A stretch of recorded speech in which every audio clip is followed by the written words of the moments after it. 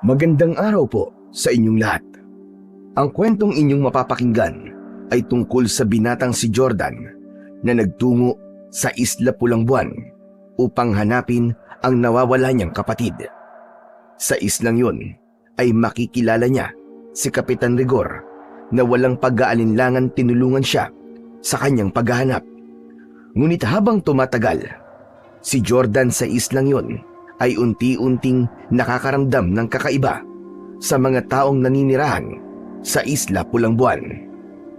Ano-anong sikreto kaya ang matutuklasan Jordan sa isla na yon? Mahahanap ba niya ang nawawala niyang kapatid? At magagawa ba niyang makaalis sa islang yon ng buhay sa oras na malaman niya na yon ay isla na pinamumugaran ng mga aswang? Ngunit bago po ang lahat mga idol, huwag po nating kalimutan mag-subscribe at i-hit ang notification bell sa aking YouTube channel na Apong Isaak at The Voice Addict para sa mas marami pang makapigil hiningang kwentong aswang at katatakutan mula sa mundo ng kababalaghan. Umpisahan na po natin ang kwento. Bro, sigurado ka na ba talaga sa gagawin mo to? Talagang pupunta ka sa islang yun ng mag-isa? Hindi ba inaaya kita pero ayaw mo? Kaya ako na lang, Benjo. Sakto kasi na sa makalawalang anniversary namin ni John eh. Kilala mo naman yun, di ba? Ayaw nun na may napapalampas na special occasions. Aawain na naman ako nun, panigurado eh. Kaya nga ako na lang, di ba? Basta, ikaw na munang bahala sa bahay ko. Nasa iyo naman ang susi at kukunin ko na lang kapag nakabalik na ako. Yung aso ko huwag mong kalimutan. Pakainin mo Bro, hindi ka na ba talaga mapipigilan? Kasi para bang... Bro, ano kaya kung ipaubaya mo na lang yun sa mga pulis? Hayaan mo na silang maghanap sa kuya mo. Mga pulis na wala namang ginagawa para hanapin si Kuya Austin. Bro, 1 buwan nang nawawala si Kuya. Kailangan ko ng kumilos ba? Pati parents namin nag-aalala na dahil sa kanya Nasa maliit na pantalan ang magkaibigang Jordan at Benjo ng madaling araw na yun. Inihatid si Jordan doon ni Benjo gamit ang kotse nito. Hinintay lang ni Jordan ang bangka na maghahatid sa kanya. Doon na nga sa Isla Pulang Buwan, ang isla kung saan huling pumunta ang kanyang nakatatandang kapatid na si Austin. Si Austin ay isang pulis na pinadala sa Isla Pulang Buwan dahil may mga tao na nagpunta roon na nawawala rin. Ngunit nang ang kapatid niya ang magpunta roon para mag-imbestiga, ay isa na rin ito sa mga nawawala. Dumulog sila sa mga pulis para humingi ng tulong, ngunit tila ang mga yon ay takot na magpunta sa naturang isla at matulad sa sinapit ng kapatid ni Jordan. Kaya nagdesisyon siya na siya na mismo ang pumunta sa Isla Pulang Buwan para hanapin ang kanyang Kuya Austin. Bro, kinakabahan talaga ako para sa'yo Huwag ka na lang kaya tumuloy. Bro, kaya kong sarili ko. Para namang hindi ako nag-aral ng taekwondo. Alam kong delikado tong gagawin ko dahil hindi ko alam ang dadatnan ko sa islang yon. Pero hindi ko naman pwedeng pabayaan na lang si Kuya Austin doon. Hindi ko kayang maghintay sa update ng mga pulis. Benjo, alam mong sobrang bait ni Kuya. Siyang nagpaaral sa akin, kaya gusto kong suklian ang kabutihan niya sa ganitong paraan man lang. Ay nako, sige bahala ka na nga. Mukhang hindi na talaga kita mapipigilan Basta bro mag-iingat ka dun Saka mag-update ka palagi sa akin. Kapag may problema, mag-chat o tawagan mo agad ako. Oo naman, huwag ka mag-alala. Hindi pwedeng hindi ako mag-update sa'yo, lalo na kapag nakita ko na si Kuya. Hayaan mo bro, ipagdadasal ko na makita mo na kagad ang Kuya Austin mo dun. Salamat bro, malaking bagay yan para sa akin. Makalipas ang ilang sandali, isang maliit na bangka ang dumating. Isang matandang lalaki na bangkero ang sakay nun. Lumapit si Jordan sa bangkero at tinanong niya kung ito si Mang Abel. Tumango naman ang matanda bilang pagtugon. Si Mang Abel ang tanging bangkero na pumayag na ihatid siya sa Isla Pulang Buwan. Isang lalaki sa lugar na yun ang nagrekomenda sa kanya kay Mang Abel at yun ang unang beses na nagkita sila ng matandang lalaki. Sa huling pagkakataon ay nagpaalam si Jordan kay Benjo. Tinulungan pa nga siya nito na maisakay ang maleta niya sa bangka. Nang makasakay na si Jordan sa bangka, ay kumaway siya kay Benjo. Hanggang sa binuhay na ni Mang Abel ang motor ng bangka at umandar na yon palayo sa pantalan. Habang paliit ng paliit si Benjo sa paningin ni Jordan, ay palaki naman ng palaki ang pag-asa niya na makikita niya na sa wakas ang kanyang nawawalang kapatid. Tiwala siya na magiging matagumpay ang paghahanap niya sa kanyang kuya. At kung papalarin, ay baka maging ang iba pang nawawala sa islang yon ay matagpuan din niya. Tahimik lang si Mang Abel habang nakatingin sa malayo. Ang binatang si Jordan naman ay nagsalita upang hindi mapanisan ng laway.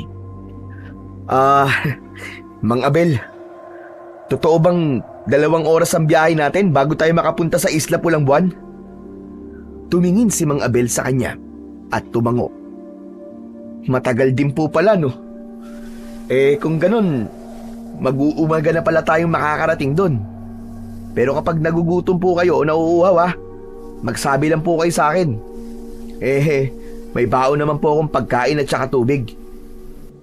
Muling tumango si Mang Abel habang seryoso itong nakatingin kay Jordan. Medyo nakaramdam ng pagkailang si Jordan dahil tila ayaw makipag-usap ni Mang Abel sa kanya. Pero dahil likas na kay Jordan ang matanong dahil sa trabaho niya bilang reporter, ay patuloy pa rin siya sa pagtatanong. Mang Abel, tanong lang po, matagal na po ba kayong bangkero? Hindi sumagot ang matanda sa kanya. Nanatili lang itong nakatingin kay Jordan. Tikom ang mga bibig at kahit konting ngiti ay wala siyang natanggap mula rito. Mang Abel, bakit hindi po kayo nagsasalita? Ayaw niyo po ba akong kausap? Para po kayong pipi niyan eh. Mas naging matiim ang titig ni Mang Abel kay Jordan. Bahagya siyang kinabahan dahil doon.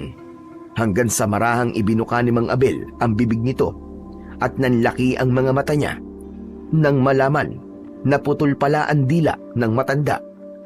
Para siyang kinain ng lupa. Hiyang-hiya siya dahil sa huli niyang sinabi. Naku, pasensya na po, sorry po Mang Abel. Hindi ko naman po alam na pipi po talaga kayo. Sana po hindi po kayo na-offend sa sinabi ko kanina. Pasensya na po talaga. Dahil sa kahihiyan, ay mas pinili na lang ni Jordan ang manahimik. Pinagsawa na lang niya ang kanyang mata sa napakalawak na karagatang nakapaligid sa kanila. Isang malalim na paghinga ang pinakawalan niya. Tahimik siyang nagdasal na sana ay buhay pa niyang makikita ang kanyang kapatid. Ngunit kahit may ilang nagsabi na patay na ang kapatid niya, ay hindi siya naniniwala roon. Nararamdaman niya na buhay pa ito at sigurado siya na aalis siya sa Isla Pulang Buwan na kasama ang kanyang kuya Austin. Matapos ang 2 oras na biyahe sa dagat gamit ang bangka, ay natanaw na sa wakas ni Jordan ang isang isla. Pahabayon at maraming puno. Sumisilip na ang araw sa silangan. Kaya kahit paano ay may liwanag na sa paligid. Tatanungin niya sana si Mang Abel kung yun na ba ang Isla Pulang Buwan. Ngunit napagtanto niya na hindi rin siya nito masasagot. Nang dumaong ang bangka sa dalampas na may pinong puting buhangin, ay hindi napigilan ni Jordan ang humanga sa gandang taglay ng isla. Banayad ang hampas ng alon sa pampang na parang musika sa kanyang pandinig. Maraming punong kahoy at niyog sa isla. Ang buong isla ay tila isang paraiso. Ang mga bahay na nakikita ni Jordan ay puro gawa sa kawayan at sa pawid. Unang ibinaba ni Mang Abel ang maleta ni Jordan. Nang bumaba na si Jordan sa bangka, ay nagtaka siya nang biglang hawakan ni Mang Abel ang braso niya. May takot sa mga mata nito habang marahang umiiling. Hindi na intindihan ni Jordan ang ibig sabihin na yon ni Mang Abel, kaya ngumiti na lang siya rito. Inilabas niya ang kanyang wallet at iniabot niya rito ang bayad niya. Naku Mang Abel, munti ko na makalimutan ang bayad ko sa inyo ah. Dinagdagan ko na po yan ah. Basta balikan niyo po ako rito sa susunod na linggo. Ganitong oras din po. Maraming salamat po Mang Abel.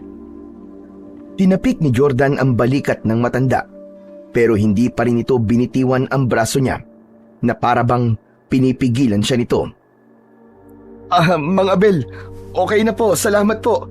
Kailangan ko pa pong maghanap ng matutuluyan dito sa isla eh. Si Jordan na mismo ang nag-alis ng kamay ni Mang Abel at saka siya naglakad papunta sa kinaroroonan ng kanyang maleta. Hanggang sa sumakay na si Mang Abel sa bangka at hinintay niya itong makaalis bago niya binuhat ang kanyang maleta at naglakad. Hindi nagtagal ay nakarating si Jordan sa parte ng isla kung saan marami na ang mga bahay. May mangilang-ngilang tao siyang nakita. Ang mga batang naglalaro ay biglang tumigil at napatingin lahat sa kanya na parang nagtataka kung sino siya. Ang mga matatandang babae naman sa tabi ng kalsada habang abala sa pagbibilad ng isda ay unti-unting tumigil sa ginagawa at sumulyap sa kanya na para bang pinag-aaralan siya mula ulo hanggang paa. Sa bawat bahay na kanyang nadaraanan ay may mga taong nakasilip sa bintana na halatang sa kanya nakatingin. Pambihira na yan. Ganito ba talaga kabihira ang ibang tao sa islang to? Kaya para akong artista kung tignan nila. Idinaan na lamang ni Jordan sa biro ang kakaibang nararamdaman niya. Hindi siya komportable na halos lahat ng mga mata ng taong naroon ay nakapako sa kanya. Nahiya na tuloy siyang magtanong kung saan ang barangay hall upang makahingi siya ng tulong sa namumuno sa isla na yon sa paghahanap sa kanyang kapatid. Naging matyaga si Jordan sa paghahanap sa barangay hall, ngunit nang inabot na siya ng tanghali at hindi niya pa rin yun nahahanap, ay naglakas loob na siyang magtanong sa isang matandang lalaki. Inihatid siya ng matanda sa isang may kalakihang kubo na nakatayo sa malawak na bakuran. Ayon sa matandang lalaki, ay doon nakatira ang kapitan ng isla na si Kapitan Rigor. Umalis na kagad ang matandang lalaki habang si Jordan ay naiwan sa tapat ng nakasaradong pinto ng bahay. Kakatok na sana siya ng isang binatilyong may dalang itak ang lumabas mula sa gilid ng bahay. Madungis ito at may payat na pangangatawan. Nagkatitigan sila at maya-maya pa ay ngumiti si Jordan. Magsasalita na sana si Jordan pero inunahan siya ng binatilyo. Dayo ka? Umalis ka rito. Napaatras si Jordan nang marahang lumapit ang binatilyo. Natakot siya sa dala nitong itak. Sandali lang boy. Hindi ako masamang tao. Kailangan ko lang makausap si Kapitan Rigor. Sinabi nang umalis ka na. Lisanin mo na ang isla to habang may oras ka pa. Hanggang sa bumukas ang pinto ng bahay. Mula roon ay lumabas ang isang matangkad na lalaki na may matipunong pangangatawan. May makapal itong bigote at maangas na muka. Matias, bakit mo tinatakot ang bisita sa ating isla? Bumalik ka na sa likod at tapusin mo na ang ginagawa mo ron. Tinapunan siya ng matalim na tingin ng binatilyo bago ito bumalik sa likod ng bahay, habang ang lalaki ay magiliw na hinarap si Jordan. Pasensya ka na sa ampong kong si Matias. Ganon talaga yon. Galit sa mga dayo sa islang ito. Kaya nga po Akala ko nga po tatagain na niya ako Hindi naman siya nananakit. Sadyang nakakatakot lang para sa mga hindi nakakakilala sa kanya ang kilos at pagsasalita niya. Oo nga pala, ngayon lang kita nakita rito.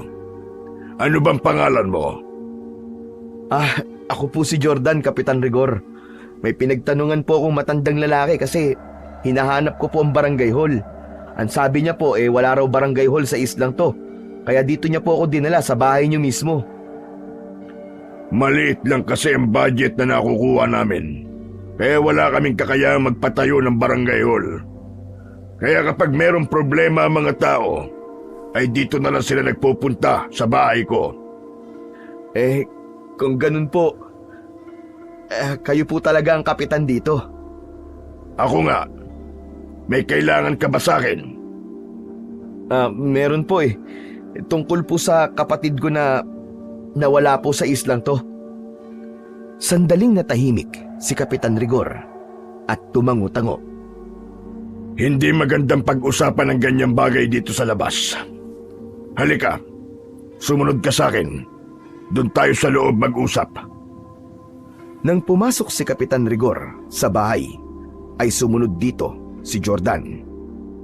Pagpasok ni Jordan sa loob ng bahay ni Kapitan Rigor, ay sinalubong siya ng malamig na simoy ng hangin na nanggagaling sa mga bintanang nakabukas.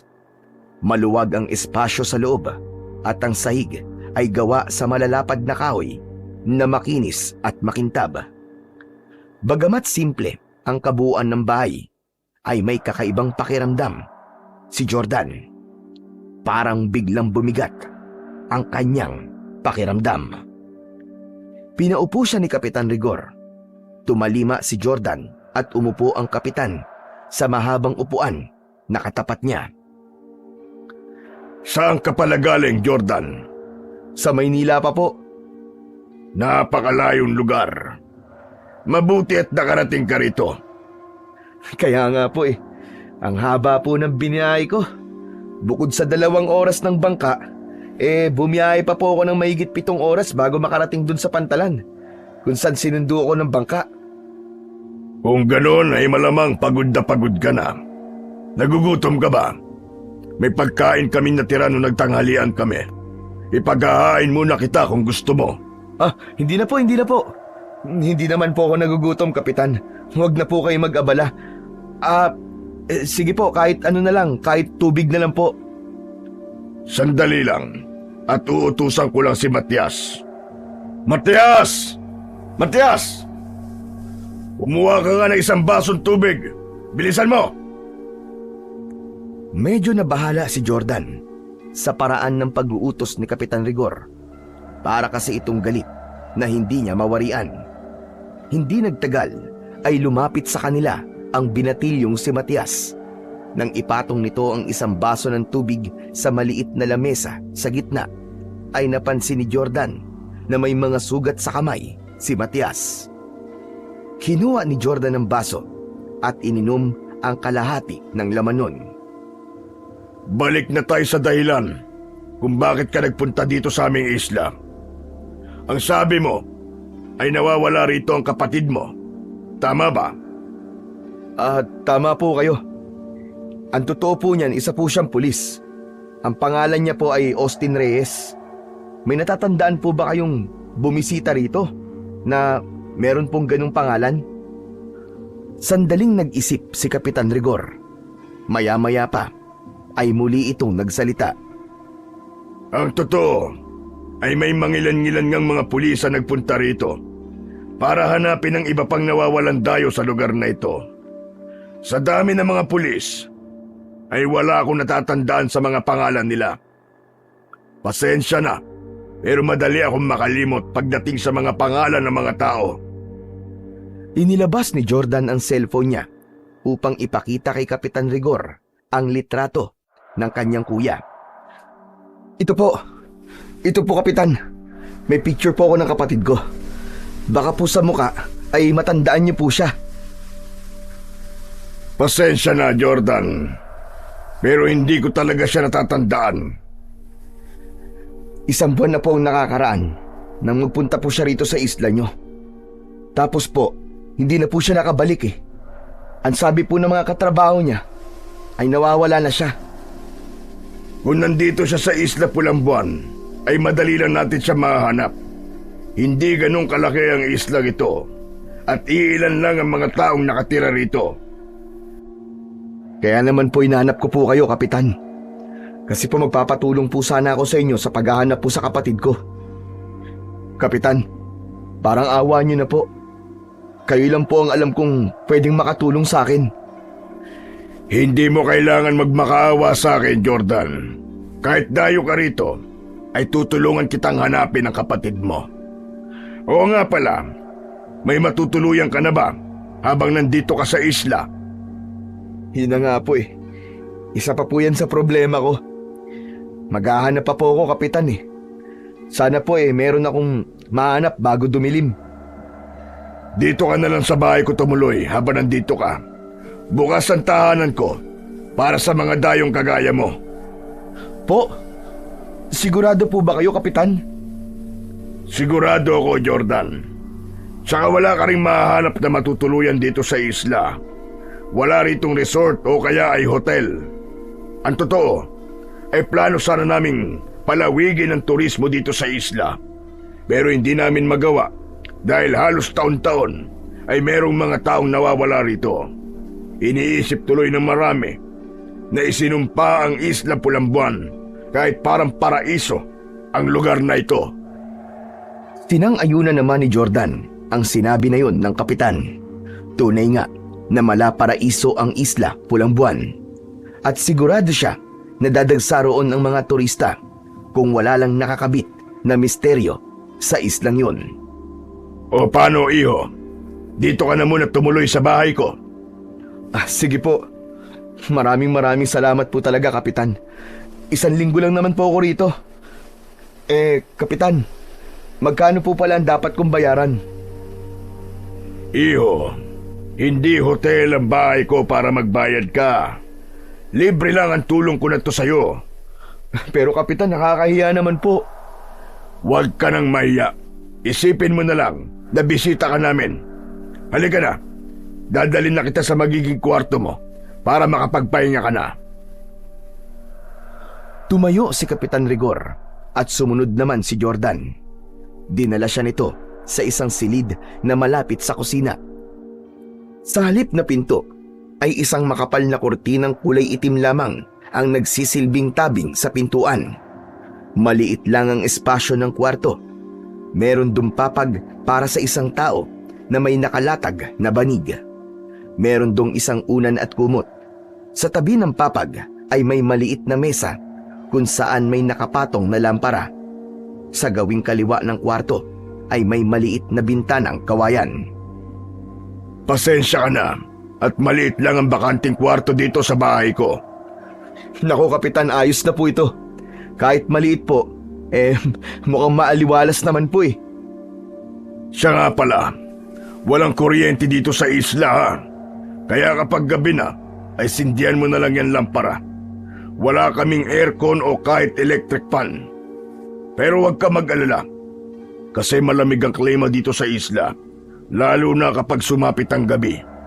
Kapag gagamit ka naman ng banyo, ay nasa likod lang ng bahay ang palikuran. May balon doon. Ikaw na ang bahalang umigib ng tubig. O sige, iiwan na muna kita, nang sa ganun ay makapagpahinga ka na. Muling nagpasalamat si Jordan kay Kapitan Rigor.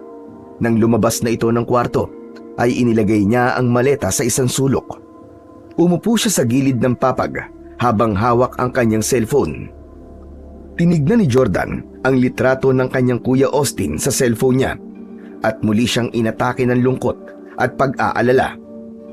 Unang araw pa lang niya sa isla ay naramdaman na niya na mahihirapan siyang hanapin ito dahil mismong ang kapitan na ay hindi kilala ang kanyang kapatid.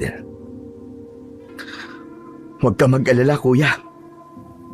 Hahanapin kita at hindi ako papayag na hindi kita kasamang uuwi sa bahay ni na mama at papa. Ipinatong ni Jordan ang cellphone sa tabi ng lampara at humiga na siya. Dahil sa labis na pagod ay mabilis siyang nakatulog. Madilim na nang magising si Jordan. Ang plano niya sana ay idlip lang ang gagawin niya, ngunit dahil sa presko sa silid na kinaroroonan niya, ay napasarap ang kanyang pagtulog. Bumangon siya at kinuha ang kanyang cellphone. Gamit ang flashlight ng cellphone, ay hinanap niya ang posporo at sinindihan niya ang lampara. Bumaha sa kwarto ang malamlam na liwanag. Sa paglabas niya sa kwarto, ay nakita niya na nasa kusina sina Kapitan Rigor at Matias. Nakaupo ang mga yon sa may hapagkainan. Sa gitna ng lamesa ay merong lampara. May nakahain doon na mainit na kanin at adobong baboy. Gising ka na pala, Jordan. Halika, kumain na tayo. Kanina ka pa namin hinihintay ni Matias. Hindi niyo na po ako dapat hinintay. Nauna na po sana kayong kumain. Hindi yun pwede. Kapag may bisita kami dito, ay dapat kasabay namin kakain. Sige na, maupo ka na. Matapos umupo ni Jordan, ay nagsimula na silang kumain. Habang kumakain, ay lihim na pinagmasdan ni Jordan sina Kapitan Rigor at Matias. Napansin niya na halos hindi makakilos ng maayos si Matias dahil palagi itong pinupuna ng kapitan. Nang medyo napalakas ang pagmuya ni Matias, ay sininghalan ito ni Kapitan Rigor. Ayusin mo ang pagmuya mo, Matias. Para kang baboy. At saka bakit nagkakamay ka? Gumamit ka ng kutsara at tinidor. Walang imik na kinuha ni Matias ang kubyertos sa tabi ng plato nito at nagpatuloy sa pagkain. Hindi pa ubos ang kanin ni Matias, pero kukuha na naman sana ito at napagalitan na naman ito ni Kapitan Rigor. Para kang patay gutom, Matias. Ubusin mo nga muna yung kanin mo bago ka kumuha ulit. Nakayukong binitiwan ni Matias ang sandok para sa kanin. Napakunot noon naman si Jordan. Hindi niya maiwasang mabahala sa paraan ng pakikitungo ni Kapitan kay Matias. Kapitan, baka po pwedeng pabayaan na lang po natin si Matias sa kung paano po siya kumain. Alam mo, Jordan, tinuturuan ko yang si Matias ng tamang pagkilos. Ayoko namang isipin ng mga bisita namin na porkit kami taga-isla lamang ay wala na kaming alam sa tamang pagkilos, lalong-lalo na sa harap ng hapagkainan. Pero, Kapitan, bata pa naman po siya. Sigurado po ako na matututo rin po siya habang lumalaki siya. 15 anyos na yang si Matias, kaya hindi na yang bata. Isa pa, parang walang urbanidad ang batang yan ng inampun ko. Mabuti nga at kahit paano ay nagkakaroon na ng magandang asal. Hindi na nakipagtalo pa si Jordan at muling bumalot ang katahimikan sa harap ng hapagkainan. Tanging ang kaluskos ng kutsara at tinidor ang maririnig, habang sa labas ay humahampas naman ang banayad na simoy ng hangin sa mga dingding ng bahay. Pinilit na lamang ni Jordan na kumain, kahit ang totoo ay nawalan na siya ng gana dahil sa nakita niyang pagtrato ni Kapitan Rigor sa batang si Matias. Matapos ang hapunan, ay dinala na ni Matias ang mga pinagkainan sa likod ng bahay upang hugasan sa may tabi ng balon. Dahil wala naman siyang ginagawa, ay naisipan ni Jordan na tulungan ito. Sinundan niya si Matias at yumukod siya sa tabi nito. Ano pang ginagawa mo rito? Di ba sinabi ko na sa'yo na umalis ka na? Tutulungan kita magugas, Matias. Naiinip kasi ako eh. Hindi yan ang ibig kong sabihin. Dito sa isla, umalis ka na. Matias, hindi ako pwedeng umalis dito. Kailangan kong hanapin ang kuya ko. Magsasalita pa sana si Matias, pero biglang dumating si Kapitan Rigor. Napayuko si Matias at itinuloy ang pagsasabon sa mga plato. Jordan, pabayaan mo na si Matias dyan. Kayang-kaya niya na yan. Nag-aalinlangang iniwan ni Jordan si Matias. Dinala siya ni Kapitan Rigor at binigyan siya nito ng sigarilyo, ngunit tumanggi siya. Sinindihan ng kapitan ang sigarilyo nito at hinit-hit yun. Hindi niyo po ba talaga anak si Matias? Hindi, iyo. Inampun ko lang siya nung sanggol pa siya. May malakas na bagyo na dumating dito sa isla noon. Marami ang namatay at isa na mga magulang ni Matias. Dahil wala na mag-aalaga sa kanya, ay ako na ang umako ng responsibilidad na dapat ay ang nanay at tatay niya ang magdadala. Kawawa naman bata. Pasensya na po pero makikialam na po ako. Pero sa tingin ko po, ay mali na palagi niyo po siyang sinisigawan. Baka po kasi magka-trauma si Matias eh. Kailangan niyang maging matapang at matatag. Dahil kapag lumaki siya, ay siguradong hindi lang dito sa isla iikot ang mundo niya.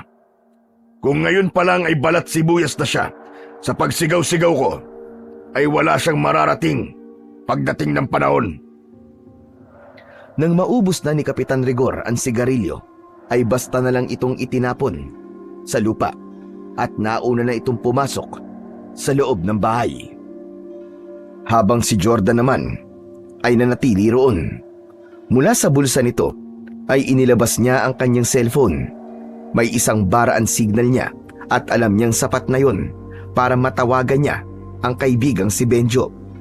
Ngunit nang pipindutin niya na ang call button ay may nakita siyang dalawang babae at isang lalaki na papalapit sa kanya. Kinilabutan siya dahil kakaiba ang itsura ng mga yun. Mabalasik ang mga muka ng tatlo at namumula ang mga mata. Lumalabas mula sa bibig ng mga yun ang malapot na laway. Nakabuka ang kamay ng tatlo at mas lalo siyang natakot dahil sa matutulis na kuko na meron ang mga yun. Napaatras si Jordan dahil nakaramdam siya ng panganib. Sino kayo? Teka, bakit ganyan ang mga itsura nyo? Pag-angil lang ang nakuwang sagot ni Jordan sa tatlo. Patuloy pa rin ang mga yun sa marahang paglapit sa kanya hanggang sa lumabas si Kapitan Rigor at ito ang humarap sa tatlo. Hoy, kayong tatlo! Umalis kayo rito at huwag niyong ginugulo ang aking bisita. Alis!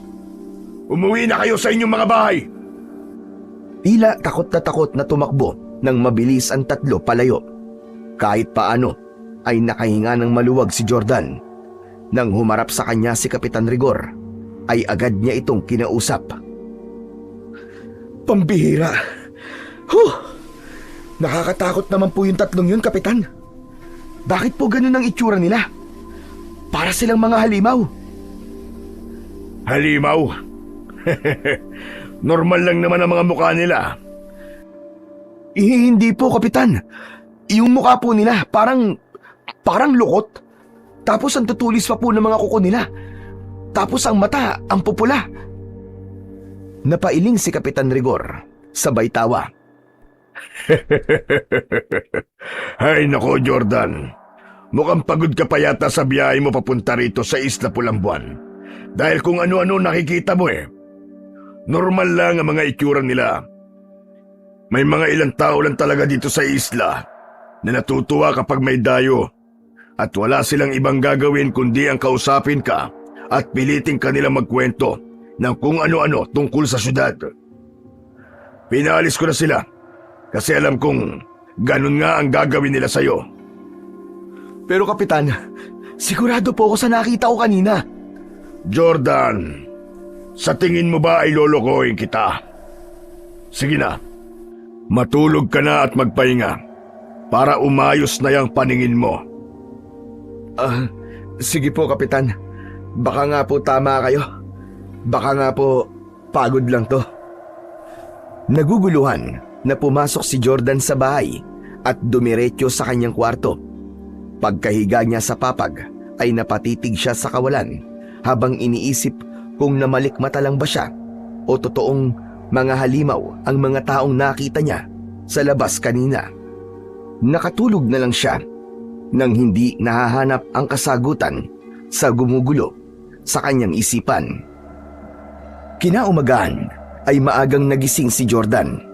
Pagkalabas niya ng silid ay nadatnan niyang gising na rin si Kapitan Rigor at Matias. Matapos ang almusal, ay inaya si Jordan ni Kapitan Rigor na hanapin ang kanyang kuya Austin. Nawala na sa isip ni Jordan ang nangyari nung nakaraang gabi dahil ang nasa isip niya ay ang hanapin ang nawawala niyang kapatid. Naglakad sila papunta sa kabahayan at bawat taong nakakasalubong nila ay tinatanong nila at ipinapakita naman ni Jordan ang litrato ng kapatid niya na nasa kanyang cellphone. Nagbahay-bahay din sila pero lahat ng napagtanungan nila ay walang nakakakilala sa kanyang kapatid. Habang patuloy ang kanilang pag-iikot, ay napansin ni Jordan na pasimple at pailalim pa ang tingin sa kanya ng mga tao sa isla. Kahit nakatalikod siya, ay ramdam niya ang napakaraming mga matang nakasunod sa kanya. Pagsapit ng alauna ng hapon, ay umuwi na sina Jordan. Pagod na pagod siyang umupo habang si Kapitan Rigor ay nagtungo sa kusina. Pagbalik nito sa sala, ay inabutan siya nito ng isang baso ng tubig. Tinanggap yun ni Jordan pero hindi niya kagad ininom. Jordan, bukas na tayo magpatuloy sa pagtatanong sa mga tao. May mga kabahayan pa sa dalampasigan na hindi pa natin napupuntahan. Nagtataka lang po ako, Kapitan. Bakit po kahit isa ay walang nakakakilala sa kuya ko? Sigurado po ako na dito po siya nagpunta para mag-imbestiga.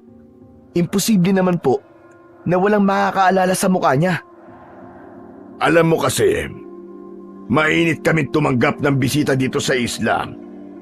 Pero ang buhay namin ay nakatuon pa rin sa mga gawain namin. Marami kaming kailangang gawin para may maihain kaming pagkain sa aming mesa.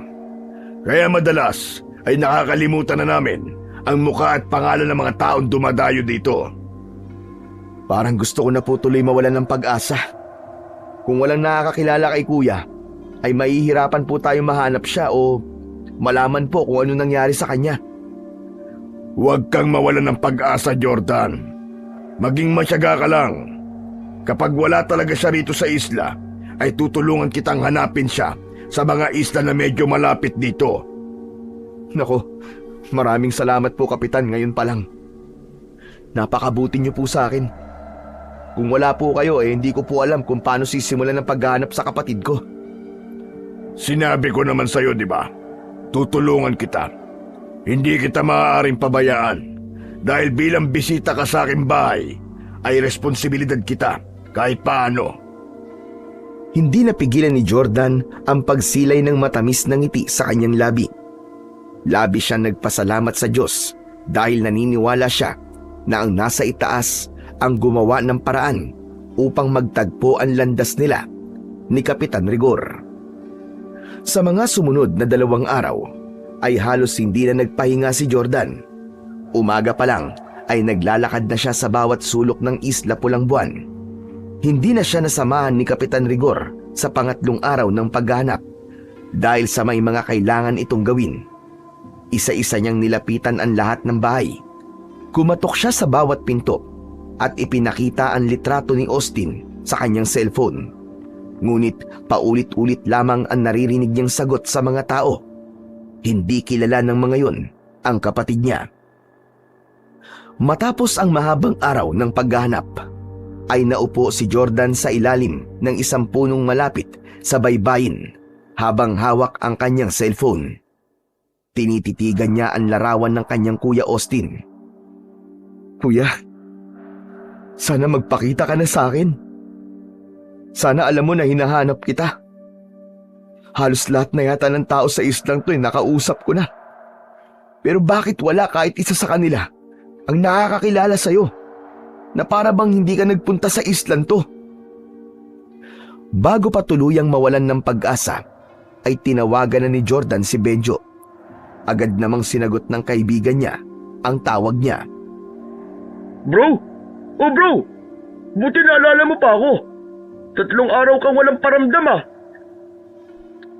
Sorry Benjo ah. Sobrang busy kasi ako sa paghahanap dito kay Kuya Austin eh. Ano? Kumusta naman ang paghahanap mo sa kanya? May balita na ba? Ewan bro, parang nawawala na ako ng pag-asa. Lahat na yata ng tao dito napagtanungan ko na kung kilala ba nila si Kuya Austin o natatandaan ba nila ang mukha ni Kuya. Pero pare-pareha silang hindi kilala ang kapatid ko, hindi rin nila nakita rito. Ano? Talaga? Seryoso ba yan? Parang imposible naman na kahit isa ay wala makakakilala sa kanya. Teka bro, sigurado ka ba na sa tamang isla ka? Bro, sigurado ako. Nasa isla Pulang Buwan ako 100%. Bro, baka naman may suggestion ka dyan na pwede kong gawin. Sandali lang bro at mag-iisip lang ako. Isang mahabang katahimikan ang namayani sa pagitan ni na Jordan at Benjo. Makalipas ang ilang segundo ay muling nagsalita si Benjo. Bro, kung hindi siya kilala ng mga tao dyan, ano kaya kung hanapin mo siya sa iba pang parte ng isla? Meron ba diyang mga gubat o bundok? Meron bro. Yun naman pala Doon mo siya hanapin. Malay mo, nandun siya bro. Oo nga no. Siguro nga tama ka. Baka nga makakita rin ako dun ng clue kung nasan ba talaga ang kuya ko. May mga sasabihin pa sana si Benjo, pero nagsimula ng maging choppy ang linya. Nang tignan ni Jordan ang signal ng cellphone niya, ay nakita niya na mahina na yun. Nais pa sana niyang makausap ng matagal si Benjo, pero napilitan na siyang tapusin ang tawag dahil hindi niya na ito maintindihan. Hindi na siya nagtagal sa kinauupuan niya. Tumayo na siya at nagsimulang maglakad patungo sa bahay ni na Kapitan Rigor. Pagdating ni Jordan sa bahay ng kapitan, ay tanging si Matias ang naabutan niya roon. Abala ang binatilyo sa pagbubungkal ng lupa sa gilid ng bahay kung saan nakatanim ang iba't ibang gulay. Sandaling napahinto si Matias nang makita siya. Matalim ang tingin nito sa kanya na para bang may nagawa siyang malaking pagkakamali rito.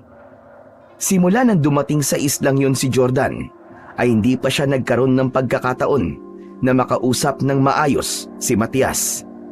Palagi nitong sinasabi na umalis siya sa isla sa dahilang hindi niya alam. Lumapit si Jordan kay Matias at pinanood ito sa ginagawa nito.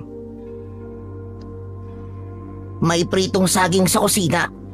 Ang sabi ni Kapitan, kung nagugutom ka raw, ay kumain ka na lang daw doon. Busog pa ako, Matias Pero salamat Matias, may tatanong sana ako sa iyo Gusto ko yung totoong isasagot mo Bakit sa tuwing nagkakausap tayo ay palagi mong sinasabi sa akin na umalis na ako dito sa isla? Muling huminto si Matias sa pagbubungkal ng lupa. Umangat ang mukha nito at diretsong tumingin kay Jordan. Gusto mo ba talagang malaman ang totoo? Kung hindi ka aalis sa islang to, bago sumapit ang susunod na pulang buwan, ay magagaya ka sa iba pang dayo na nagpunta rito. At hindi ka na makakaalis ng buhay. Ang kapatid mo, wala na siya. Patay na siya. Pinatay siya ng mga tao dito sa isla. Hindi kami tao. Lahat kami na narito ay mga aswang. May kilabot na gumapang sa buong katawan ni Jordan sa sinabi ni Matias. Napakaseryoso ng mukha nito na para bang totoo ang mga salitang lumabas sa bibig nito. Hindi nagtagal ay mahinang tumawa si Jordan. Ano? Lahat kayo rito mga aswang? Oo, pati si Kapitan Rigor. Aswang din siya. Siya ang supremo o leader ng mga aswang sa Isla Pulang Buwan. Ilang gabi na lang at sasapit na ang pulang buwan. Doon kanila papatayin para gawing alay. Kaya sinasabi ko sa'yo, umalis ka na rito. Pero Matias, hindi ako pwedeng basta umalis na lang dito nang hindi ko nalalaman ang nangyari sa kapatid ko at kung nasan siya. Saka pasensya ka na. Pero hindi ako naniniwala sa mga aswang, Matias. Alam ko na hindi mo gusto na narito ako. Kaya siguro'y gumagawa ka ng kwento para umalis ako. Pero kahit na anong pananakot ang gawin mo, ay hindi mo ako mapapaalis, Matias. Ano ka ba? Totoo ang sinasabi ko sa'yo. Kailan ka pa maniniwala? Kapag huli na ang lahat? Kapag ikaw naman ang pinatay? Matipid na ngumiti si Jordan sa binatilyo. Para sa kanya ay wala nang saysay ang makipag-usap pa rito dahil kung ano-ano na ang lumalabas sa bibig nito. Iniwanan na niya si Matias. Nagtungo na siya sa kwarto niya upang ipahinga ang katawan niyang pagod sa maghapon na paghahanap sa kanyang kapatid. Labis na nabahala si Jordan sa mga sinabi sa kanya ni Matias. Kaya kinabukasan, habang kasama niya si Kapitan Rigor sa pag-iikot sa isla upang hanapin ang kanyang kuya, ay ipinaalam niya kay Kapitan Rigor ang mga sinabi sa kanya ni Matias nung nakaraang araw. Lahat ng sinabi ni Matias, gaya ng lahat ng tao sa islang yun, ay aswang. At mamamatay siya kapag hindi siya umalis bago sumapit ang pulang buwan, ay sinabi niyang lahat sa kapitan. Malakas na tumawa si Kapitan Rigor. Sinabi niya yon. Si Raulo talaga tong Matias na to. Huwag kang maniwala kay Matias. Sinungaling ang batang yon, Jordan. Alam mo ramdam ko kasi na ayaw kanya na nakatira sa bahay ko. Kaya kung ano-anong kasinungalingan na lamang ang sinasabi niya para takutin ka.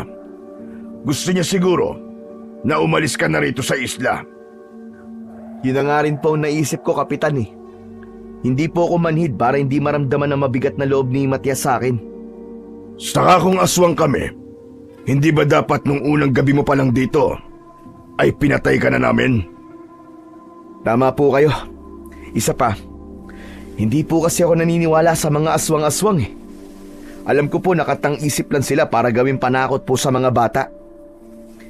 Pero Kapitan, maiba po ako. Halos lahat po kasi ng bahay at mga tao rito sa isla ay napagtanungan na natin. Ano po kaya kung sa gubat naman po tayo sunod na maghanap sa kapatid ko? Naisip ko po kasi, Kapitan, na baka na-aksidente po siya ron o kaya baka may makita po tayo dong clue na makakapagsabi kung nasan po ang kuya ko. Jordan, delikado ang gubat sa islang to. Marami dong makamandag na mga ahas. Lahat kami rito ay iniiwasan ang gubat na yon dahil ayaw naming mabiktima ng mga ahas doon. Ay, kung ganun, mas lalo po akong dapat na magpunta sa gubat. Baka po nagpunta dun si kuya tapos inatake po siya ng mga ahas. Kapitan, kung maaari po sana samahan niyo po ako ngayon sa gubat. Sige na po, parang awa niyo na po. Napabuntong hininga si Kapitan Rigor, sabay iling. O sige, sasamahan kita. Pero sandali lang tayo ron. Hindi tayo pwedeng magtagal ron. Matapos ang pagpayag ni Kapitan Rigor, ay tahimik silang naglakad papalayo sa kabahayan, patungo sa gubat sa isla. Makapal ang mga punong kahoy doon, at bawat hakbang nila ay may kasabay na langit-ngit ng mga tuyong dahon at sanga sa ilalim ng kanilang paa. Mabagal at maingat ang kilos ni Jordan habang pinagmamasdan ng paligid. Umasa siya na makakakita siya ng palatandaan na nagpunta roon ang kanyang kapatid. Habang patuloy silang lumalalim sa gubat, ay nagkaroon si Jordan ng pakiramdam na parang may mga matang nakatingin sa kanila. Makalipas ang ilang minuto, ay nakita ni Jordan sa unahan nila ang isang napakalaking puno ng balete. Napakaraming baging ang nakalaylay mula sa matataba nitong mga sanga.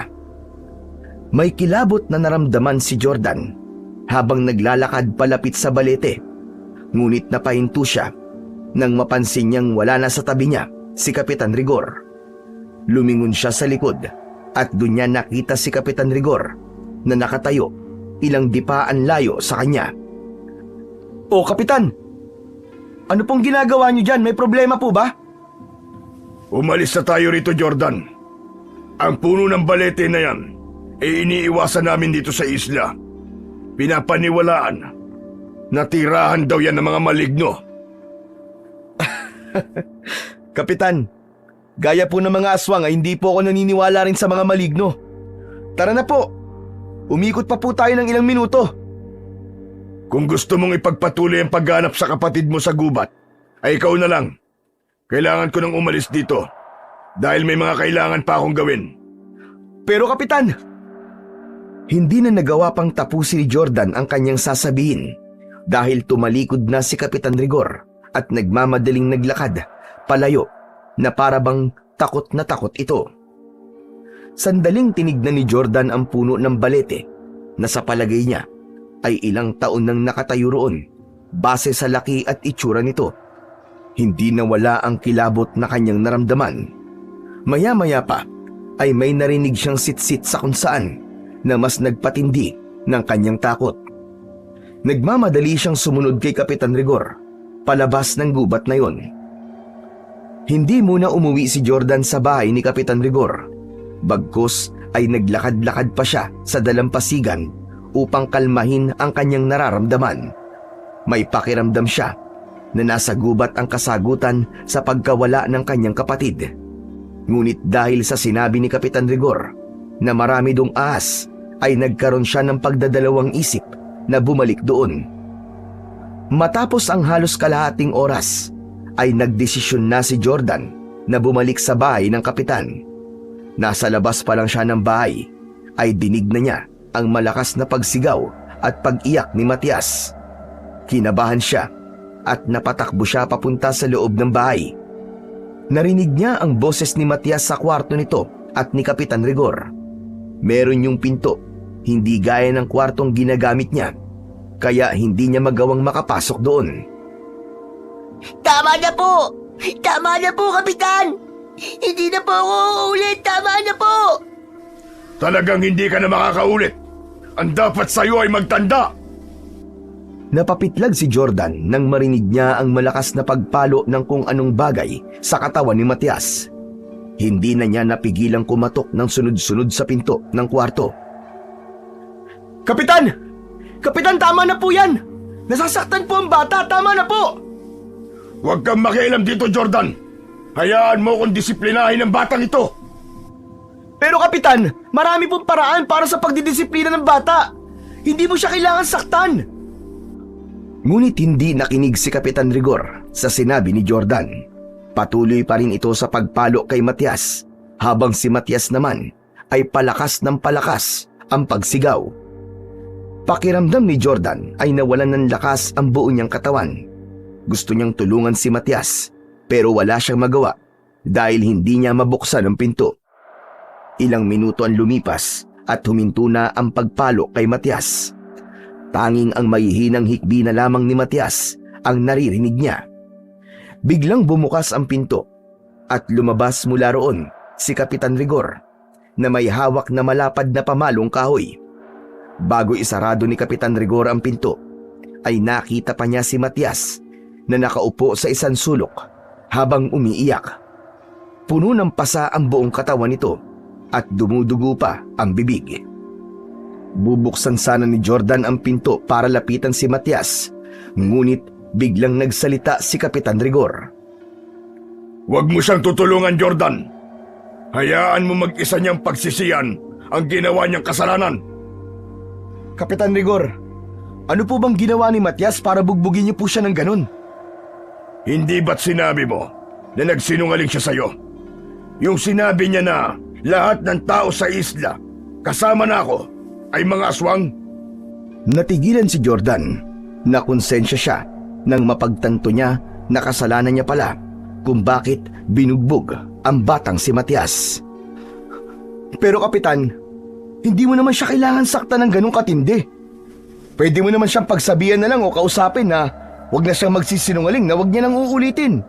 Sa ginagawa niyo pong pananakit sa kanya, baka magrebelde po siya at mas lalo kayong mahirapan na pasunurin siya. Kung hindi ko sasaktan ng batang yan, ay hindi yan matututo. Saka bakit ka ba nakikialam kung paano ko didisiplinahin si Matias? Ako ang tumatayong magulang niya at may karapatan akong gawin ang kahit na anong gusto ko sa kanya. Mali po kayo, Kapitan. Hindi porket anak o ampun niyo ang isang bata, ay may karapatan po kayong saktan siya. Meron po tayong batas na nagpoprotekta sa mga batang kagaya ni Matias. Sa islang to, ako ang batas. At hindi ko nagugustuhan ang pakikialam mo, Jordan. Hindi porket pinatuloy kita rito sa aking bahay, ay may karapatan ka ng makialam sa akin. Kung gusto mong manatili pa sa islang ito, at ituloy ang paghanap sa kuya mo, ay matuto kang sundin ang batas ko. Nagkakaintindihan ba tayong dalawa? Napalunok si Jordan sa mga sinabi ni Kapitan Rigor sa kanya. Hindi niya akalain na mapagsasalitaan siya nito ng ganon. Dahil na rin sa takot na paalisin siya nito sa isla, ay tumango na lang siya bilang pagtugon. Lumabas ng bahay si Kapitan Rigor, habang si Jordan naman ay naiwan na nakatayo at nag-iisip kung ano ang susunod niyang gagawin. Naisipan ni Jordan na maglakad-lakad muna. Muli siyang nagtungo sa gubat upang magkaroon ng halaga ang paglalakad niya. Patuloy siyang naghanap ng kung anong palatandaan na nagtungo nga roon ang kanyang kapatid. Alerto siya sa paligid, lalo na't sinabi ni Kapitan Rigor na marami dong ahas. Ngunit hindi pa rin naaalis sa isip niya ang sinapit ni Matias kanina sa kapitan. Hindi nawala sa utak niya ang imahe ni Matias na puno ng pasa habang umiiyak. Hanggang sa napahinto siya sa paglalakad nang isang hukay ang nakita niya sa gitna ng kagubatan. Hindi yun ganun kalalim. Sa tansya niya ay isang dipa niya ang lapad ng hukay. Sumilip siya ron at nakita niya na may mga sunog na damit doon. Bumaba siya at tinignan ang mga gamit na naroon. May nakita siyang bag na hindi tuluyang natupok ng apoy. Meron ding mga tela na halatang mga luma na damit. Pero ang labis niyang ipinagtaka ay ang sunog na cellphone. Napakunot ang noo ni Jordan. Teka, paano nagkaroon ng cellphone dito? Pagmamay-ari ba to ng isa sa mga nagpunta sa islang to? Nabitiwan ni Jordan ang sunog na cellphone nang makarinig siya ng malakas na sitsit na sinundan ng yabag ng paa na parang papunta sa kinaroroonan niya. Agad siyang umahon sa hukay at mabilis na tumakbo palabas ng gubat. Nang makalabas siya ng gubat, ay habol niya ang kanyang paghinga. Nang makarating si Jordan sa bahay ni Kapitan Rigor, ay wala roon ang kapitan. Nakapinid pa rin ang kwarto kung saan naroon si Matias. Gusto niya sana itong kausapin para kahit paano ay gumaan ang loob nito. Ngunit naisip niya na hindi yun magandang ideya dahil sinabihan siya ni Kapitan Rigor na huwag makialam pagdating kay Matias. Kaya pumasok na lamang siya sa kanyang silid sa bahay na yon. Humiga siya at tumingin sa kawalan. Habang nakahiga si Jordan, ay naramdaman niyang tila hindi siya mapakali, kaya binaliktad niya ang unan. Sa muling paglapat ng ulo niya sa unan, ay may naramdaman siyang matigas na bagay doon. Bumangon si Jordan at inalis niya ang punda ng unan.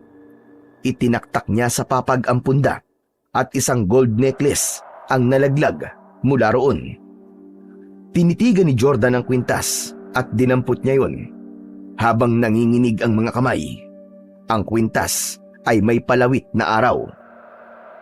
Teka, kay Kuya Austin to ah! Hindi maaaring magkamali si Jordan. Sa kuya niya ang kwintas na yon. Binili yun ng kanyang kapatid para sa sarili nito nung nagsisimula pa lamang itong magtrabaho. Tinignan niya ang palawit na araw at doon niya tuluyang nakumpirma na sa kapatid niya nga ang kwintas na yon dahil nakaukit sa likod ng pendant ang inisyal ng pangalan at apelyido ni Austin. Buong katawan na ni Jordan ang nanginig. Naalala niya ang mga sinunog na gamit na nakita niya sa gubat. Paano to napunta rito? Kung ang sabi ni Kapitan Rigor ay hindi niya kilala si Kuya Austin. Ibig bang sabihin, nagsisinungaling lang siya? Napalunok si Jordan. Kasunod nun ay humahangos siyang lumabas ng kwarto at kinatok ang pinto ng silid na kinaroroonan ni Matias. Matias, Matyas, buksan mo ang pinto! May kailangan akong itanong sa'yo! Walang sumagot mula sa loob. Kaya muling kinatok ng malakas ni Jordan ang pinto. Matyas! Matyas, buksan mo to! May kailangan kang sagutin ng mga tanong ko! Matyas! Ngunit nanatiling nakapinid ang pinto. Hindi na nagpumilit pa si Jordan. Tumalikod na siya para hanapin si Kapitan Rigor at kumprontahin. Ngunit nang nakatalikod na siya, ay narinig niya ang pagbukas ng pinto. Muli siyang humarap at nakasilip na si Matyas sa pinto habang matiim na nakatingin sa kanya. Pumasok si Jordan sa silid at isinarado niya ang pinto. Siniguro niyang nakakandado yun. Bumalik si Matyas sa isang sulok at doon naupo habang nakayakap sa mga tuhod. Nilapitan ni Jordan ang binatilyong hindi makatingin ng diretsyo. Lumuhod siya sa harapan nito at ipinakita niya ang kwintas ng kanyang kuya. Matyas, sa kuya ko ang kwintas na to. Bakit nakita ko to sa kwartong ginagamit ko? Paano to napunta ron? Kung ang sabi ni Kapitan Rigor ay hindi niya kilala ang kuya ko. Hindi mo pa rin ba nakukuha hanggang ngayon? Nagsinungaling lang si Kapitan Rigor sa'yo. Hindi lang siya nagsisinungaling, kundi ang lahat ng tao dito sa baryo. Ano? Anong ibig mong sabihin? Hindi ko pwedeng makalimutan si Sir Austin. Napakabait niya sa akin. Ibinigay pa nga niya sa akin ang kwintas din eh. Ako naglagay niyan sa unan mo para maniwala ka na sa mga sinasabi ko, Kuya Jordan. Totoo. Totoong mga aswang lahat na nakatira dito sa Isla Pulampuan. Maging ako ay isang aswang din. Hindi pa nga lang nagiging ganap ang pagiging aswang ko dahil wala pa ako sa hustong edad. Hindi ko alam, pero tutol ako sa pagpatay nila sa mga tao para gawing alay sa pagdating ng Pulambuan. Hindi kaya ng konsensya ko ang tradisyon namin na yun. Anong sabi mo? Teka. Ano ba yung pulang buwan? Sa Bakalawa ay pulang buwan na. Magkukulay pula ang buwan. At tuwing sasapit yun, ay nag-aalay ng isang tao sina Kapitan Rigor. At ikaw, sigurado akong ikaw ang iaalay nila. Napatda si Jordan. Pinag-isipan niya ng gusto ang mga sinabi ni Matyas na para sa kanya ay mahirap paniwalaan. Hindi totoo ang mga sinasabi mo. Hindi ako naniniwala sa'yo. Sige nga, paano mo may papaniwanag na nakita mo sa bahay na itong kwintas ng kuya mo? Nagpunta sa islang to si Sir Austin kasama ang isang antingero dahil may hinala na sila na mga aswangan lang dito.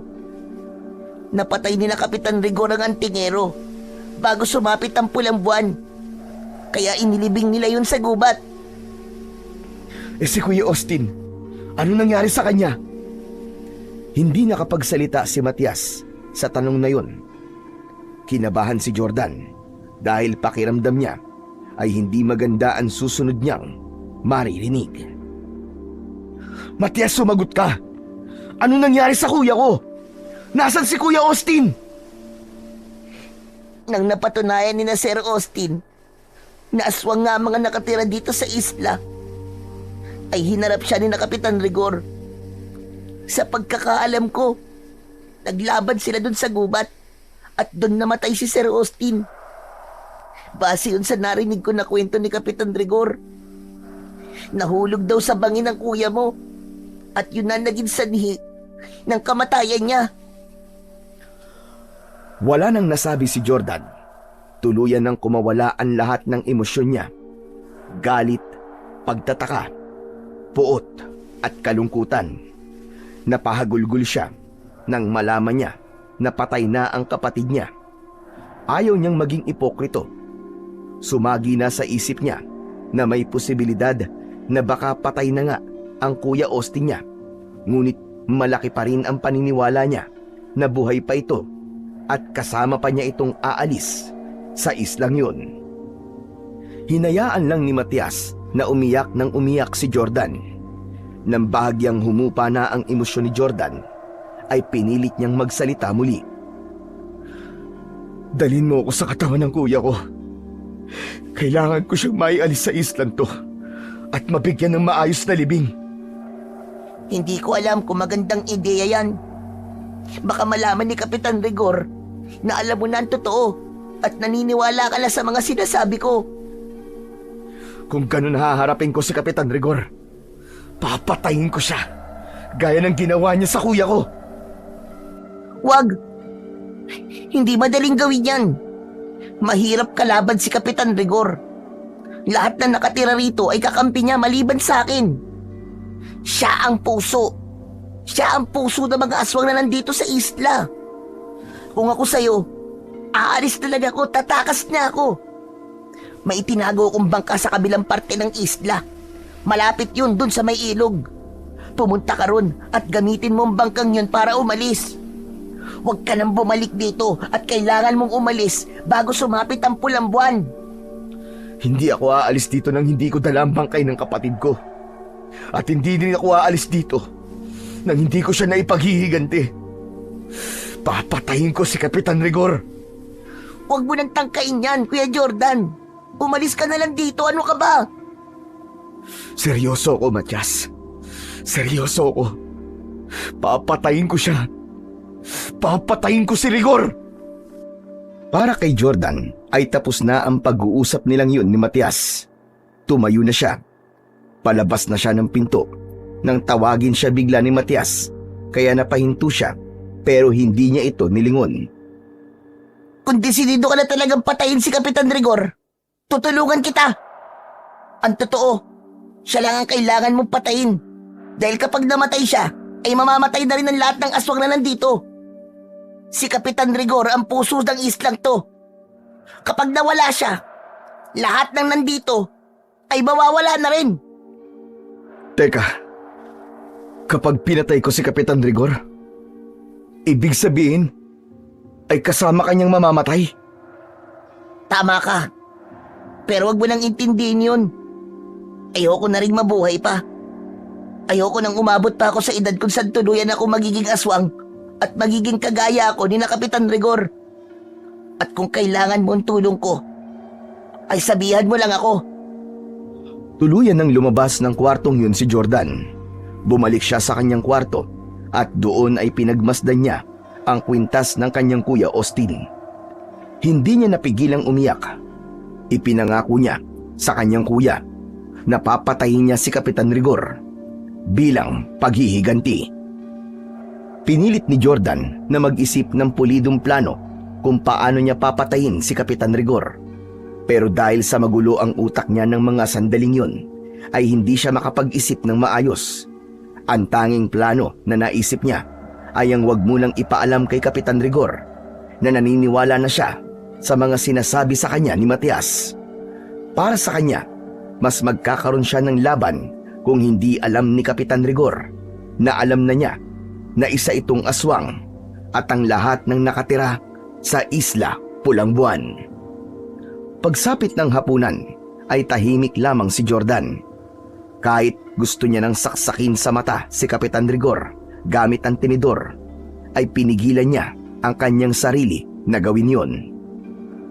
Bukas na pala ang kapistahan ng aming isla, Jordan. Sa tingin ko, ay huminto muna tayo sa pagharap sa kapatid mo. Magiging abala ang mga tao rito, lalong-lalo na ako. Hindi magandang araw yun para maghanap ng nawawalang tao. Naiintindihan ko, Kapitan. Isa pa, wala rin akong balak na hanapin si Kuya Austin bukas. Gusto ko magpahinga na muna. Maganda yung naisip mo. Pwede ka rin makisali sa pista namin. Sigurado ko na malilibang ka. Lihim na nagkatinginan sina Jordan at Matias. Matapos yun, ay ibinalik ni Jordan ang tingin kay Kapitan Rigor na walang kaalam-alam sa matalim na tingin niya rito. Sinabi ni Jordan sa sarili na sa gabing yun ay sisiguraduhin niya na mapapatay na niya si Kapitan Rigor. Hindi siya papayag Nasisikatan pa ito ng araw bukas. Matapos ang hapunan ay nagtungo si Jordan sa kwarto niya para kunin ang kanyang cellphone. Kinabahan siya nang hindi niya yun makita sa tabi ng lampara. Hinanap niya ang cellphone niya sa kanyang maleta pero wala rin yun doon. Sa pagsilip niya sa ilalim ng papag ay doon niya nakita ang kanyang hinahanap. Laking gulat niya nang makitang basag ang screen ng cellphone niya at hindi na yun nabubuksan. Tumiim ang bagang ni Jordan. Sigurado siya na si Kapitan Rigor ang may gawa nun. Alam niya na nagsisimula na itong kumilos para hindi na talaga siya makaalis sa isla at sa pagsira nito sa cellphone niya ay isang hakbang yun upang mawalan siya ng kontak sa mundo sa labas ng Isla Pulang Buwan. Lumabas siya ng bahay at nagtungo sa likod. Doon siya huminga ng maluwag. Nakita niya si Matias sa tabi ng balon habang naguhugas ng mga pinagkainan. Lumapit siya rito at nagpanggap siya na tinutulungan ito. Matias, binasag ni Rigor ang cellphone ko. Sigurado ako na siyang may gawa nun. Bukas na kasi ang pulang buwan, Kuya Jordan. Naninigurado na siya na hindi ka magkakaroon ng pagkakataon na humingi ng tulong. Mamaya papatayin ko na siya, Matias. Kailangan matapos na ang kasamaan niya. Sigurado ka bang kaya mo siyang patayin? Wala akong pagpipilian kundi ang subukang patayin siya. Kapag napatay ko na siya, ay saka ko hahanapin ang katawan ng kapatid ko at aalis na ako sa islang to. Pero Matias, talaga bang ayos lang sa'yo na patayin ko si Rigor? Alam mo ang mangyayari sa'yo kapag nagtagumpay akong gawin yun. Matagal ko nang gustong mamatay si Kapitan Rigor, Kuya Jordan. At handa rin ako mamatay kasama niya para wala na silang mabiktima ng mga tao na nagpupunta sa island to. Hangad ko ang tagumpay mo, Kuya. Mag-iingat ka. Maraming salamat, Matias, ha? Sorry kung hindi kagad ako naniwala sa'yo. Naiintindihan kita, Kuya. Alam ko na mahirap talagang paniwalaan ng kababalaghan na nangyayari sa islang to. Lalo na para sa mga taong kagaya mo na lumaki sa syudad. Oo nga pala. Meron ba akong maitutulong sa'yo, Kuya? Sa ngayon wala, Matias. Malaki ang tiwala ko sa sarili ko na magtatagumpay akong patayin mamaya si Rigor. Huminto na sa pag-uusap ang dalawa nang sumilip sa bintana mula sa kusina si Kapitan Rigor. Tumingin ito sa kanila. Nakangiting kumaway si Jordan sa kapitan upang hindi ito makaramdam na may pinaplano siyang masama para dito. Alauna na ng madaling araw, hindi mapakali si Jordan sa kanyang silid. Panay ang lakad niya habang hawak ang isang kutsilyo na kinuha niya kanina sa kusina. Alam niya na sa oras na yun ay tulog na si Kapitan Rigor at maaari niya nang isagawa ang kanyang plano. Ngunit hindi pa niya yon magawa dahil bigla siyang inatake ng kaba at takot. Kung sakali kasi ay yun ang unang beses na papatay siya. Ano ba? Ano ba, Jordan? Bakit ngayon ka pa dinadaga? Isipin mo na lang na hindi tao ang papatayin mo kundi isang aswang. Isa pa, kailangan mong patayin si Rigor para maipaghiganti mo ang kuya mo. Huminto si Jordan sa paglalakad. Huminga siya ng malalim at kahit may kaba pa rin ay lumabas na siya ng kwarto upang isagawa na ang pagpatay kay Kapitan Rigor. Nang nasa harapan na siya ng pinto ng silid ni na Kapitan Rigor ay itinulak niya yon. Madali niya yung nabuksan dahil hindi yon nakalak. Sinabihan niya kasi si Matias kanina na siguruduhin ito na hindi nakalak ang pinto ng kwartong yun bago ito matulog. Sa pagpasok niya sa kwarto ay nakasindi ang lampara ron, kaya nakita niya ang isang tao na nakatalukbong ng kumot mula ulo hanggang paa na nakahiga sa papag. Base sa haba ng katawan ng tao ay sigurado siya na si Kapitan Rigor yun. Wala roon si Matias at ang hinala niya ay lumabas ito dahil alam nito ang gagawin niya. Marahang humakbang si Jordan papalapit sa papag. Unti-unting namuo ang malamig na pawis sa kanyang noo habang mahigpit niyang hawak ang kutsilyo. Nang nasa tabi na siya ng papag, ay walang pagdadalawang isip na itinarak niya ang kutsilyo sa dibdib ng taong nakahiga. Paulit-ulit niyang sinaksak yon habang mabilis na binalot ng galit ang kanyang puso. Hayop ka! Para to sa kapatid ko! At sa mga taong pinatay nyo! Demonyo ka, Rigor! Demonyo ka! Pakiramdam ni Jordan ng mga sandaling yun ay wala na siya sa kanyang sarili habang sumisigaw at walang tigil niyang sinasaksak ang inakala niyang si Rigor. Hanggang sa natigilan siya dahil napansin niya na wala siyang nakikitang dugo kahit ilang beses niya nang sinasaksak si Kapitan Rigor. Doon na niya hinablot ang kumot at nagimbal siya dahil wala roon si Kapitan Rigor. Ang nandoon lamang ay mga unan na hinanay para magmukhang tao kapag tinakluban ng kumot. Napapitlag siya nang may narinig siyang kaluskos sa ilalim ng papag. Sumilip siya ron at doon niya nakita si Matias na nakatali ang mga kamay at paa. Meron tumbusal sa bibig at bakas sa mga mata nito ang takot. Hinila ni Jordan si Matias palabas sa ilalim ng papag. Ginamit niya ang kutsilyo upang mabilis niyang maalis ang lubid na nakatali rito. Nang alisin niya ang busal sa bibig ng binatilyo, ay agad itong nagsalita. Kuya, patawarin mo ako. Sinabi ko kay Kapitan Rigor ang plano mo. Narinig niya pala ang usapan natin kanina sa likod ng bahay. Si Rigor, nasan siya? Sabihin mo sa akin, Matias. Nandito ko, Jordan. Nanlamig si Jordan nang marinig niya ang malalim na boses ni Kapitan Rigor sa kanyang likuran. Marahan siyang tumayo at sa paglingon niya ay nakita niya ang kapitan na nakatayo sa may pintuan. Akala mo siguro ay ganun kadali mo lang ako mapapatay, no? Ako ang supremo ng mga aswang sa islang ito. At hindi lang ang katulad mo ang papas lang sa kagaya ko. Walang iya ka. Pinatay mo ang kapatid ko! Masyado na siyang maraming nalalaman. Ngunit itatama ko ang sinasabi mo. Ang katangahan ng kapatid mo ang pumatay sa kanya. Nahulog siya sa bangin sa gubat habang hinahabol ko siya. Hindi ko nakasalanan yun. Demonyo ka! Pinatay mo pa rin siya! At ngayon, ikaw naman ang papatayin ko! Manang susuguri ni Jordan si Kapitan Rigor, ngunit natigilan siya nang unti-unting nagbago ang anyo ni Kapitan Rigor. Nalukot ang mukha nito na parabang may pinipigil itong sakit sa katawan nito. Napaluhod ito habang nakatuon ang dalawang kamay sa sahig. Malakas itong sumigaw at doon na nga tuluyang nag-anyong aswang ang kapitan.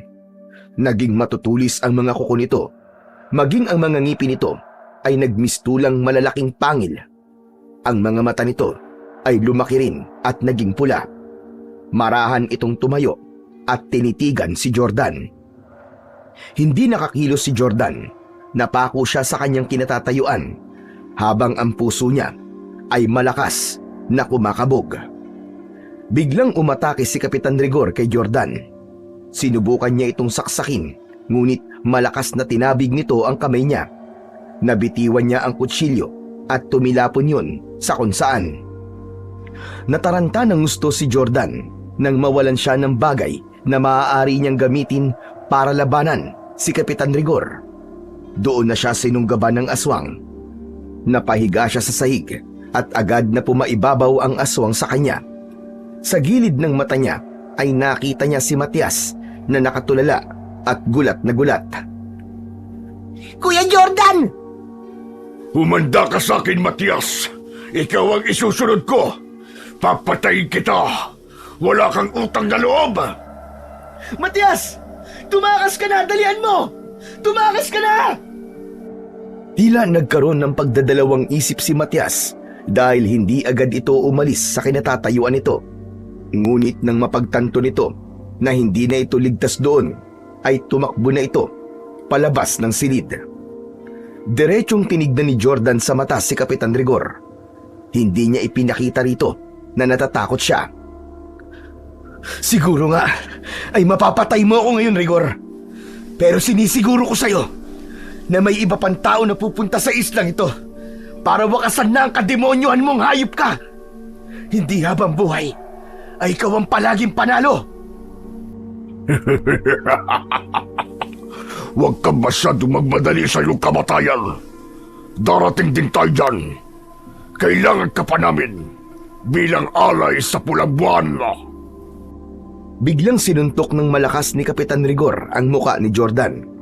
Nanlabo ang paningin ni Jordan at nahilo siya. 2 suntok pa ang tumama sa muka niya at pagkatapos ng pangalawa ay doon na siya tuluyang nawalan ng ulirat. Sa muling pagbukas ng mata ni Jordan ay nakatali na ang mga kamay niya sa kanyang likod. Maging ang mga paa niya ay nakatali rin gamit ang lubid. Nasa kwarto siya ni Kapitan Rigor. Maliwanag na sa labas at naririnig niya ang ingay ng mga tao na naghahanda para sa kapistahan na sinabi ng kapitan. Pinilit niyang makawala mula sa pagkakatali, ngunit masyadong mahigpit ang pagkakatali ng lubid. Hindi ako pwedeng mamatay dito. Diyos ko, kailangan kong makatakas at kailangan kong patayin ang aswang na si Rigor. Bumukas ang pinto at pumasok si Kapitan Rigor na nakangisi. Hayop ka! Pakawalan mo ako dito, Rigor! Tanggapin mo na lang na mahahanay ka sa mga taong iaalay namin tuwing pula ang buwan. Maraming salamat dahil madadagdagan na naman ang aking lakas. Dahil sa'yo, dapat ay matuwa ka dahil ang kaluluwa mo ay mabibilang na sa mga kaluluwa na patuloy na magbibigay ng buhay sa mga aswang dito sa Isla Pulang Buwan. Hayop ka! Mga demonyo kayo! Hindi ako papayag na magtagumpay ka, Rigor! Kapag nakawala ako rito, papatayin talaga kita! Tama na ang ilusyon mo. Hindi ka na makakawala at hindi ka na rin makakaalis sa islang to. Gaya ng kuya mo at ng iba pa. Ang Isla Pulang Buwan na ang iyong magiging libingan. Oo nga pala, magpahinga ka. Dahil mamayang gabi ay gaganapin na ang ritual sa pag-aalay sa Pulang Buwan. Ipapaalala ko lang sa'yo na magiging masakit para sa'yo ang ritual. Pero mabilis ka rin namang mamamatay. At pagkatapos nun, ay wala ka nang mararamdaman. Tumalikod na si Kapitan Rigor at naglakad palabas ng kwarto. Walang hiya ka, Rigor! Hindi ka magtatagumpay! Papatayin kita! Papatayin kita! Makakawala ko rito! Tandaan mo yan! Malakas na halakhak ang isinagot ni Kapitan Rigor kay Jordan hanggang sa tuluyan na itong nawala sa kanyang paningin. Sandaling nag-isip si Jordan ng paraan kung paano siya makakawala at makakatakas. Ngunit tila agad siyang nawalan ng pag-asa dahil hindi niya magawang maalis ang lubid na nakatali sa kanya kahit na ano pa ang gawin niya. Napakabagal ng pag-usad ng oras para kay Jordan ng mga sandaling yun. Pinipilit pa rin niyang makawala sa pagkakatali pero hindi pa rin siya magtagumpay. Nang dumilim na sa labas, ay mas lalo siyang nawalan ng pag-asa na makakawala pa siya. Unti-unti na niyang tinanggap na sa gabing yun ay magaganap na ang kanyang kamatayan. Habang nasa isang sulok ng kwarto, ay nakatingin lang sa kawalan si Jordan. Nanghihina na siya dahil sa walang tigil na pagpupumilit na makawala. Siguro nga'y mamamatay na ako ngayong gabi. Pero Panginoon, sana kapag namatay ako, ay hayaan mo na magkasama kami ni Kuya Austin sa kabilang buhay. Yun na lamang ang hiling ko sa inyo. Nagulat si Jordan nang biglang bumukas ang pinto. 2 aswang ang pumasok. Nilapitan siya ng mga aswang at itinayo siya. Hinila siya ng 2 palabas ng kwarto. Nagpumiglas naman si Jordan. Saan niyo ako dadalhin? Bitiwan niyo ako! Saan niyo ako dadalhin? Nanatiling tikom ang bibig ng 2 aswang. Patuloy ang mga yon sa pagkaladkad sa kanya hanggang sa labas ng bahay. Kinabahan si Jordan nang makita niya sa kalangitan na kulay dugo ang buwan. Doon niya napagtanto na isasagawa na ang ritual ng pag-aalay. Unti-unting naubos ang kakaunting pag-asa na meron siya. Tinanggap na lang niya na yun na ang huling gabi niya sa mundo. Palabas na sila sa bakuran ng bahay ni Kapitan Rigor. Nang mula sa kung saan ay biglang sumulpot si Matyas na may dalang matalim na itak. Walang pag-aalinlangang sinaksak ni Matyas sa tiyan ang isang aswang. Nang napaluhod ito, ay hiniwa nito ang leeg ng aswang na agad nitong ikinasawi. Ang isang aswang naman ay binitiwan si Jordan upang atakihin si Matyas. Ngunit sinaksak ito ni Matyas sa tapat ng puso nito at gaya ng naunang aswang ay binawian din ito ng buhay. Natumba si Jordan sa lupa. Mabilis siyang nilapitan ni Matyas at sinimulan nitong tanggalin ang pagkakatali niya gamit ang itak. Salamat! Salamat, tinulungan mo ako, Matyas! Akala ko talaga ay katapusan ko na ngayong gabi. Hindi kita maaaring pabayaan, kuya. Hindi na ako papayag na muling kumuha ng buhay ng tao si Kapitan Rigor para sa ritual. Matapos mapakawalan, ay tumayo na kagad si Jordan. Saan ang lugar ng ritual? Kailangan ko magpunta ron para tapusin si Rigor. Mamaya na tayo magtungo ron, kuya. May kailangan lang akong ipakita sa'yo. Sumama ka sa akin, dali. Ha? Saan tayo pupunta? Anong ipapakita mo sa akin? Malalaman mo rin. Basta sumunod ka lang sa akin. Hindi na tayo pwede magtagal dito dahil baka may makakita pa sa atin eh. Hindi na hinintay ni Matyas na magsalita uli si Jordan. Mabilis itong tumakbo palayo sa bahay ni Kapitan Rigor. Wala nang nagawa si Jordan kundi sundan ang binatilyo. Mabilis ang pagtakbo nilang dalawa. Nagtiwala na lamang si Jordan kay Matyas at hindi niya maiwasang mag-isip kung saan siya dadalhin ni Matyas at kung ano ang ipapakita nito sa kanya. Pumasok sina Jordan at Matyas sa gubat. Patuloy lang si Jordan sa pagsunod kay Matyas hanggang sa huminto ito malapit sa malaking puno ng balete.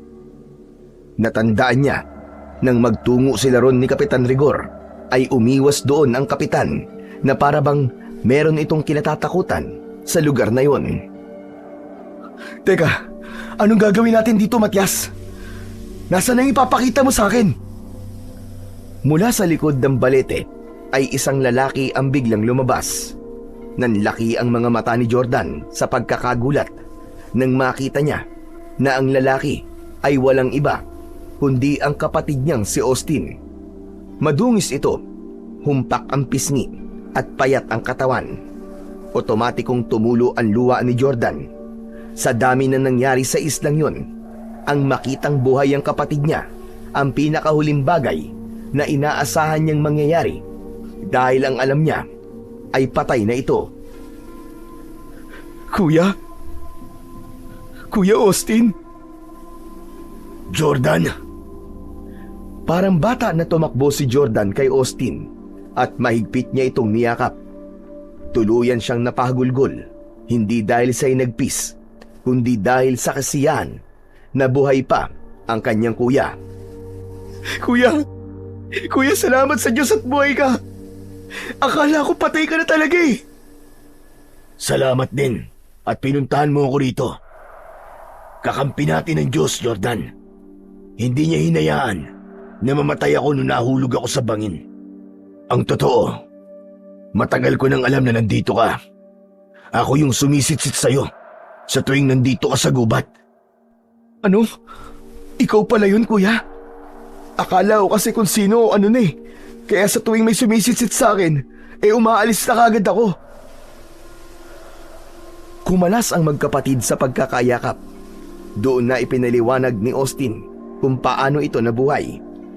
Ayon kay Austin, habang hinahabol ito ni Kapitan Rigor, ay nahulog siya sa bangin. Akala nito ay patay na siya, pero bigla itong nagkamalay. Inisip ni Austin na may dahilan kung bakit ito binigyan ng pangalawang pagkakataon ng Diyos upang mabuhay. Ayun ang wakasan ang kasamaan ni Kapitan Rigor.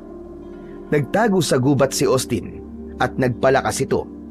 Nabuhay ito sa pagkain ng mga prutas at halaman sa gubat at pinilit nitong itago ang sarili nito sa mga aswang sa isla. Ipinaliwanag din ni Austin na nakita nito noong nakaraang gabi si Matias sa gubat at hindi na ito nagdalawang isip na magpakita. Nang malaman ni Austin mula kay Matias ang nangyayari, ay agad itong bumuo ng plano. Matapos ang mahabang kwento ni Austin, ay hinawakan nito ang palawit ng kwintas na nakasabit sa leeg nito. Bilog ang hugis ng kwintas na yari sa tanso. Meron yung mga simbolo na hindi matukoy ni Jordan kung ano ang ibig sabihin. Ang agimat na ito ang magiging sandata natin laban kay Rigor at sa lahat ng aswang sa islang ito, Jordan. Habang nasa atin ito, ay hindi nila tayo kayang saktan at lapitan. Pero kuya, saan mo nakuha ang agimat na yan? Pagmamayari ito ni Mang Berting, ang antingero na nakilala ko nun sa Pantalan. Ikinuwento niya sa akin ang tungkol sa Isla Pulang Buwan at nagkasundo kami na magsanib puwersa para pabagsakin at patayin si Kapitan Rigor. Pero sa kasamaang palad ay napatay siya ng mga aswang at dito sa tabi ng puno ng balete nila inilibing ang kanyang katawan kasama ang agimat na ito. Kaya nang magkaroon ako ng pagkakataon ay hinukay ko ang katawan ni Mang Berting at kinuha ko ang agimat niya. Ngayon ay alam ko na. Alam ko na ang dahilan kung bakit umiiwas si Rigor nung nagtungo kami malapit dito sa balete. Dahil dito pala nakabaon ang agimat na yan. Ngunit kung pangontra sa aswang ang agimat na yan, kuya, bakit hindi natatakot niyan si Matias? Hindi ba aswang din siya? Nagkatinginan sina Matias at Austin. Nang marahang tumango si Austin, ay saka lang nagsalita si Matias. Nang makita ko kagabi ni Kuya Austin, sinabi niya sa akin ang katotohanan. Hindi ako aswang, Kuya Jordan. Gaya niyo ay tao din ako. Nang hukayin kasi ni Kuya Austin ang katawan ni Mang Berting, ay nahukay din niya ang lampin ko nung sanggol pa lang ako. May burda yun ang pangalan ko. At malakas ang hinala ko na anak si Matias ng isang tao na nagpunta sa islang to. At nung patayin ni Rigor ang mga magulang ni Matias, ay inampu na siya nito. Sa tingin ko, may balak talaga si Rigor na gawing aswang si Matias pagdating ng tamang panahon. Salamat naman sa Diyos. Kaya pala, tutul ka sa ginagawang ritual ni Rigor eh. Nangingibabaw pa rin ang pagiging tao mo, kahit ang akala mo ay aswang ka. Pero magandang balita yan. Ibig sabihin, kahit patayin natin si Rigor, ay hindi ka kasamang mamamatay, Matias. Ganun na nga. Pero Jordan, sa'yo ko ipapasuot ang agimat na to. Mahina na ang katawan ko. Mas magagamit natin ang kapangyarihan ito kung magsusuot nito ay may malakas na pangangatawan. Hindi lang ito pangontra basta sa mga aswang, kundi nagbibigay din ito ng dagdag na tapang at lakas sa kung sino man ang magsusuot nito.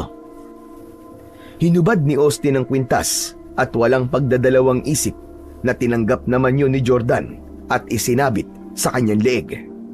Nang sandaling yun, nang isuot niya ang agimat, ay may naramdaman siyang kakaibang enerhiyang gumapang sa kanyang buong katawan. Bahagyaring nag-init ang agimat niya na parabang yun ang hudyat na tinanggap siya nito. Wala nang oras para mag-alinlangan siya. Kailangan niyang maging matapang kung nais niyang buhay silang makaalis ng Isla Pulang Buwan. Magkakasamang lumabas ng gubat sina Jordan, Austin at Matias. Lahat sila ay may hawak na sandata na gagamitin nila sa pagharap sa mga aswang sa islang yun at kay Kapitan Rigor. Kawayan na may matulis na dulo ang kay Matias. Baril naman kay Austin, habang itak naman ang hawak ni Jordan.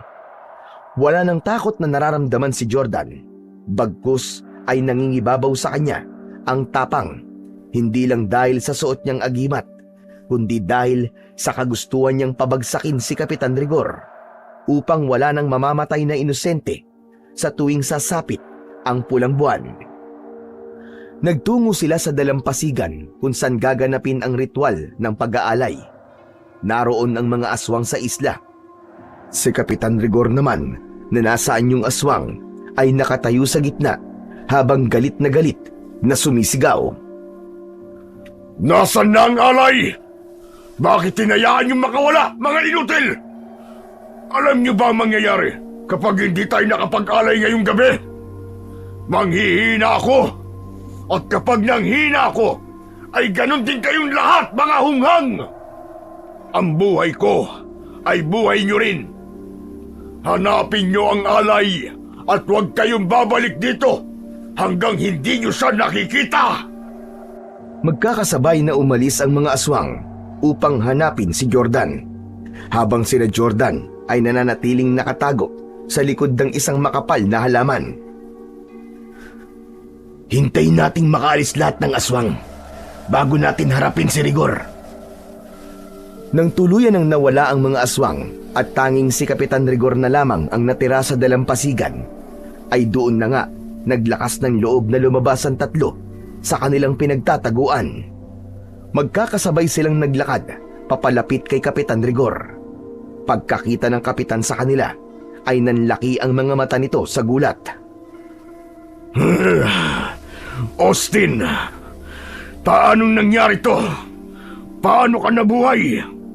Nakita ko nahulog ka sa bangin. Patay ka ng dapat. Hindi mo na kailangan malaman kung paano. Nandito kami para wakasan ang kasamaan mo at ang walang kwentang ritual na ito. Napansin ni Kapitan Rigor ang suot na agimat ni Jordan. Nasa iyo pala ang agimat ng inutil na antingero na yon. Kung inaakala nyo na matatalo nyo kung tatlo ay nagkakamali kayo. At ikaw, Matias, pagsisisihan mo ang pagtatraidor mong ito sa akin. Ang dami mo pang sinasabi! Simulan na natin ang laban! Galit na umangil si Kapitan Rigor. Walang pag-aalinlangang sumugod ito kila Jordan. Agad naman na sinalubong ni Jordan ang pag-atake ni Kapitan Rigor, at nang makalapit sa kanya ang kapitan ay bigla itong nanghina. Nanginig ang tuhod nito na para bang may isang malakas na puwersa na pumipigil dito para tuluyang malapitan ang binata. Yan ang epekto sa'yo ng agimat ni Mang Berting Rigor. Ngayon mo ipagmalaki na may laban ka sa amin, Diablong buwang ka! Hindi ako papayag na matalo. Papatayin ko kayo!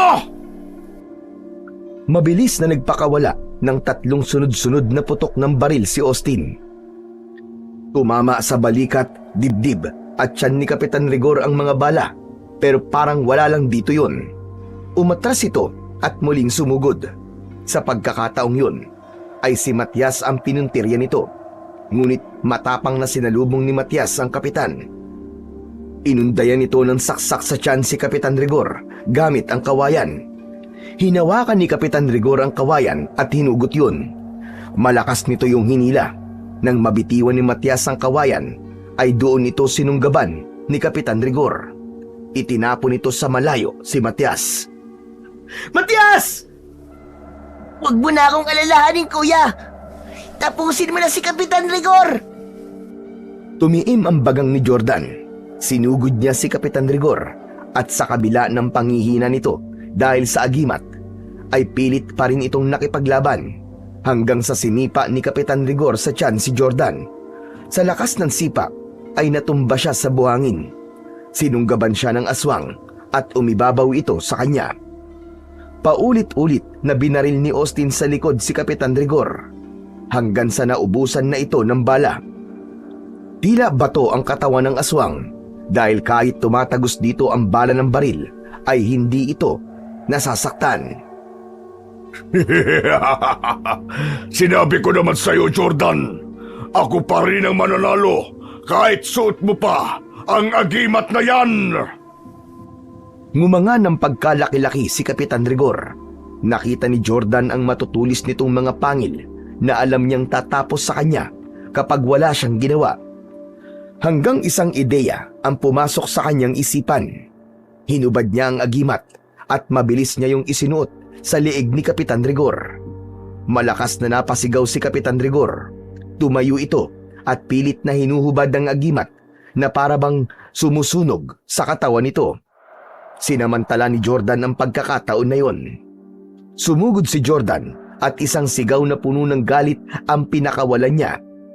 Nang mahubad ni Kapitan Rigor ang agimat, ay tila napapaso na itinapon ito yon sa buhangin. Ngunit sa pagharap nito, ay hindi na nito nagawang iwasan ang pagtarak ng itak ni Jordan sa mismong dibdib nito. Bumagsak sa buhangin si Kapitan Rigor. Lumuhod si Jordan sa tabi nito at itinapat niya ang talim ng itak sa leeg ng aswang. Hayop ka, Rigor! Dito na matatapos ang kasamaan mo. Sama-sama kayo mamamatay ng mga alagad mong aswang sa islang to. Sige, patayin mo ko. Pero tandaan mo, ako ang puso at buhay ng islang to. Kapag namatay ako, ay kasama kong mamamatay si Matias. Hindi mo na mabibilog ang ulo namin. Alam na naming hindi nyo kagaya si Matias. Tao siya at hindi isang aswang. Doon na tuluyang nilaslas ni Jordan ang leeg ni Kapitan Rigor. Sumirit ang dugo nito. Pilit na sumasagap ng hangin ng kapitan habang unti-unti itong binabawian ng buhay. Kasunod ng pagkamatay ni Kapitan Rigor ay narinig nila ang malakas na pagpalahaw ng mga aswang sa iba't ibang parte ng isla. Alam ni na Jordan na kagaya ni Kapitan Rigor ay binabawian na rin ng buhay ang mga yun. Nang tumahimik na ang buong paligid, ay nilapitan si Jordan nina Austin at Matias. Tinapik ni Austin sa balikat ang kanyang kapatid. Ang galing mo, tol. Pinahanga mo ako, ah. Salamat, kuya. Tara na. Umalis na tayo sa islang to. Ang sabi ni Matias ay meron siyang bangka sa kabilang parte ng isla. Hinuha ni Jordan ang agimat at magkasabay na silang naglakad patungo sa kinaroroonan ng bangka na gagamitin nila paalis sa Isla Pulang Buwan. Ngunit natigilan sila nang mapansin nila na wala sa tabi nila si Matias. Nakita nila si Matias na nakatayo ilang metro ang layo sa kanila. Matias! Ano pang ginagawa mo dyan? Tara na! Aalis na tayo! Wala akong pupuntahan. Hindi ko alam kung meron pa akong pamilya sa labas ng islang to, kuya. Binalikan ni Jordan si Matias at hinawakan ito sa balikat.